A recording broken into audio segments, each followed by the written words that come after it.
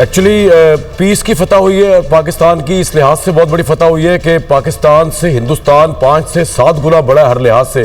लेकिन आज जो पाकिस्तान की फ़ौज ने, जो आज पाकिस्तान की एयरफोर्स ने जो परफॉर्मेंस दिखाई है, उसके बाद हिंदुस्तान मजबूर हुआ अमेरिका के पास जाने के लिए। हिंदुस्तान मजबूर हुआ अमेरिका से इंटरवीन करवाने के लिए और अमेरिका ने इंटरवीन किया, और इंटरवीन करने के बाद ये सीज़ फायर तो बहुत खुशाइंद बात है। लेकिन एक बार ये बात स्टैब्लिश हो गई कि Pakistan is not a lesser power in the reason.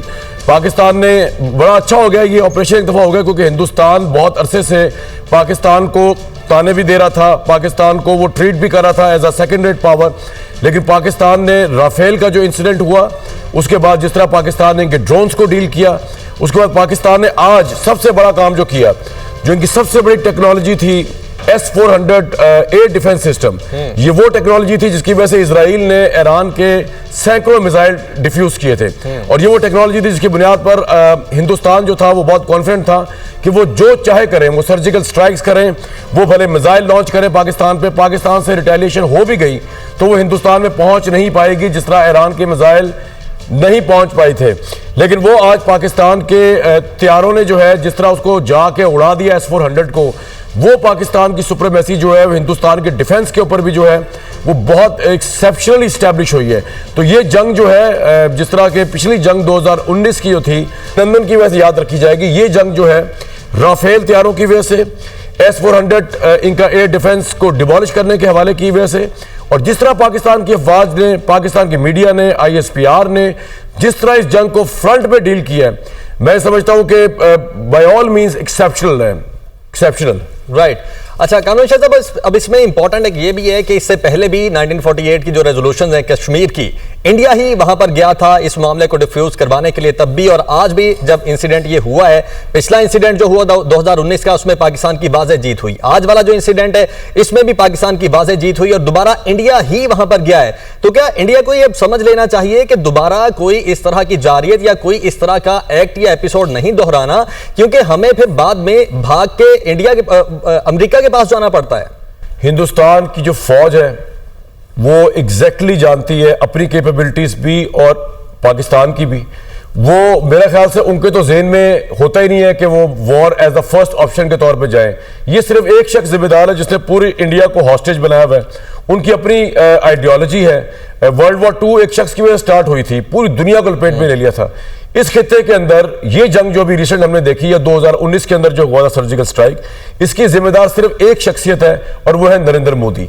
और वो उनकी एक आइडियोलॉजी है, उन्होंने कभी इसको छुपाया भी नहीं, हेट्रेट पे मबनी, एंटी मुसलमान रेट्रिक पे मबनी, एंटी पाकिस्तान रेट्रिक पे मबनी, वो उसको निभाते चले जा रहे हैं। और उसके अंदर वो ना सिर्फ अपना नुकसान, तो खैर उनका क्या होना है, हिंदुस्तान की इकॉनमी को डुबोते हैं, हिंदुस्तान के राफेल तबाह करवा दिए उन्होंने, हिंदुस्तान की फौज का नाकाबिले तलाफी। देखें फाइटर्स जहाजों का जाना इतनी बड़ी बात नहीं होती, जितना आपका इमेज जब गिरता है तो पूरी आपकी कौम डिमोरलाइज हो जाती है। आपका जब जहाज गिरता है, और वो भी पाकिस्तान से, जो कि ऑब्वियसली हिंदुस्तान हमसे 5 से 7 गुना बड़ा है in every sense, from geography to that of their resources, to that of their economy, to that of their military might and their military buildup, और जो जिस तरह का वो असला खरीदते हैं, जो का डिफेंस बजट है, हमारा तो उनका मुकाबला कोई नहीं है।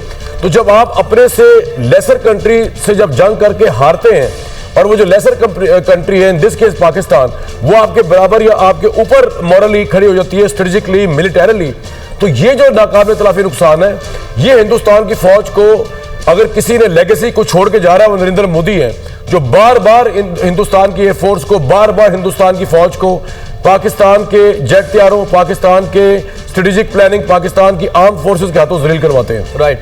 और कामराज शाह साहब, आपको ये भी लगता है कि फ्रांस की वजह से भी या उसके रद्दअमल की वजह से भी ये सीज फायर हुआ है, भारत गया है अमेरिका के पास, क्योंकि जब उन्होंने देखा कि उनके राफेल के साथ इन्होंने किया क्या है, ऑब्वियसली वो भी सीख पाए हैं और वहां पर आर्टिकल भी लिखे जा रहे हैं। उन्होंने कहा कि भाई ये तुम लोग क्या कर रहे हो, और हजीमत छुपाने के लिए मजीद दोबारा राफेल ना कोई गिर जाए, यहां तक बात पहुंची। एक्चुअली फ्रांस तो इस वक्त सदमे की हालत 2-4 है, और ना सिर्फ फ्रांस बल्कि पूरा यूरोप जो है इस वक्त वो घबराया हुआ है। और मैं आपको उसकी वजह बता देता हूं कि ये मामला पाकिस्तान और उससे बढ़ के पूरे रीजन का है। ये पाकिस्तान के जो पायलट्स हैं जिन्होंने जिस कमाल से गिराया है उसको राफेल, ये हमारे पास जो जहाज थे हमने चाइना से बाय किए हुए थे, हिंदुस्तान ने जहाज जो था फ्रांस से बाय किया हुआ था। अब ये यूरोप वर्सेस चाइना की टेक्नोलॉजी का भी सवाल था।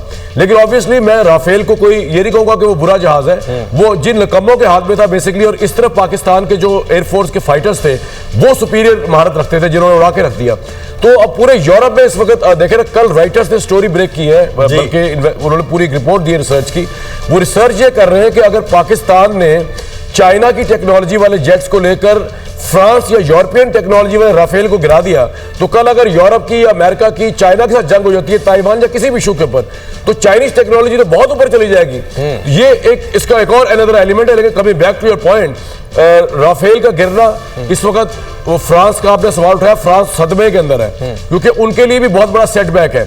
अब उनको पहले तो उसका पूरी एक्सप्लेनेशन देनी पड़ेगी कंपनी को कि जनाब ये गिरा किस तरह, ये इसमें राफेल की गैर जिम्मेदारी थी, उसकी कोई टेक्निकल प्रॉब्लम थी या उनके पायलट्स की थी। और एंड में निकलना यही है कि राफेल में कोई प्रॉब्लम नहीं था, वो बेचारे इंडियन पायलट्स भी ठीक ही होंगे, वो इतने उनको आता नहीं था। लेकिन पाकिस्तान के जो पायलट्स थे वो उन्होंने out class, out number, out smart कर दिया हिंदुस्तान को। ये असल एनालिसिस में पहुंचेंगे फ्रांस वाले। लेकिन ये भी तो इंपॉर्टेंट है ना कि हिस्ट्री का ये पहला वाकया है कि किसी भी फजाइया ने राफेल को गिराया हो। जी, ये हिस्ट्री का पहला वाकया, ऑब्वियसली राफेल जो है पहली दफा गिरा, but it's always the first time. जिंदगी में मोहब्बत भी पहली दफा करने से होती है और जंग भी पहली दफा करने से होती है, उसके बगैर नहीं होती। बिल्कुल, तो ये ऐसी कोई बात नहीं कि पहली दफा में कोई मसला नहीं है। आप भी पहली दफा बहुत से काम किया करें, तरक्की मिलेगी। जिस तरह पाकिस्तान ने आज बहुत से काम पहली दफा किए और ये हमें अपनी जिंदगी में ये देखने को मिला। मुझे अच्छी तरह याद है कारगिल के मामले पे जब नवाज शरीफ साहब अमेरिकन प्रेसिडेंट के पास गए थे तो हिंदुस्तान बड़े एरोगेंट उसमें था और हिंदुस्तान के प्राइम मिनिस्टर ने अमेरिका जाने से इनकार कर दिया था। उन्होंने कहा जनाब आपने सीज फायर कर रहे हैं, आप जाए। वो नाराज थे बड़े ना। यहाँ पर उल्टा हुआ है, यहाँ पर इंडिया ने रिक्वेस्ट की है अमेरिका से इंटरवीन करने के लिए, और इंडिया जो कह रहा था पाकिस्तान को मजा चिखा दूंगा, और ये उनको तो आज सीजफायर करना ही नहीं चाहिए था एक्चुअली।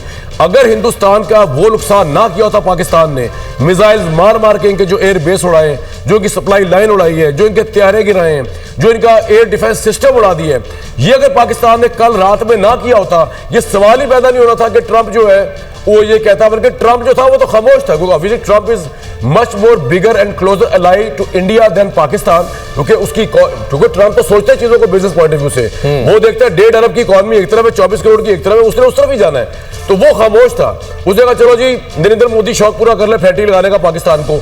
जब वो उल्टा हुआ तो भाई उसने भी कहा और इन्होंने भी कहा मिलकर जनाब आप इसी में इज्जत है कि हम सीज फायर कराए थे, वरना सीज फायर की क्या लॉजिक बनती थी। हिंदुस्तान तो अभी बड़े जुनून में सवार था, अभी तो उसने जिम खाना लाहौर में आना था, फोर्ट स्टेडियम में इंडिया के सोल्जर ने झूले झूलने थे, अभी तो और कराची के पोर्ट के अंदर जो मुगलियां खानी थी। कल आपने अपने ट्रांसमिशन में बताया ना क्या कुछ वो कर चुके हैं, काइंडली अगर वो आप दोबारा रिपीट कर दें हमारे लिए।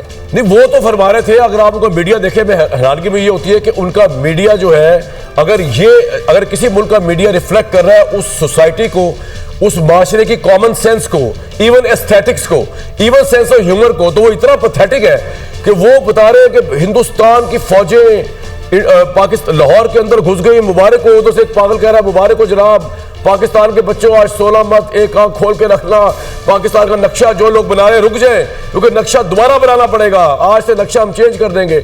उधर से एक दूसरा पागल आया, वो एंकर जो था, वो कह रहा है कि जनाब वो कराची के पोर्ट को हमने उड़ा दिया है, नेवी तुम्हें भी सलाम, हिंदुस्तान की नेवी। वहां से वो कह रहा है मुल्तान में आम खाएंगे जाके। उन्होंने शहबाज शरीफ साहब वाली बात पे तो खैर मुझे